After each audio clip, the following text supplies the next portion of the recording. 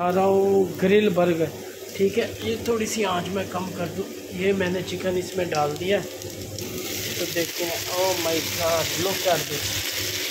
ये grill pan बहुत ज़बरदस्त है। ओह माय गॉड, ये मेरी फ्राइज़ भी रेडी हो रही हैं और ये हमारे फ्राइज़ बिल्कुल कंप्लीट हो गया। इसको रखें ऐसे ऊपर। ठीक है, ये फ्राइज़ देखें बिल्कुल अच्छे से बन गए। तो ये हमारा चिकन भी चेक हो जाता है। ओह माय गॉड, देखें कैसा प्यारा चिकन बना है। ठीक है,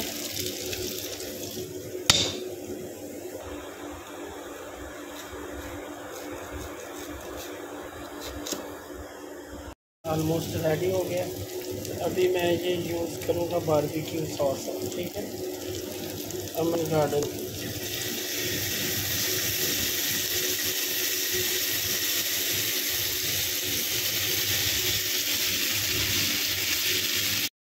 मैं फाइनल में देखने लगा हूँ। ये देखिए मेरा चिकन बिल्कुल डन हो गया।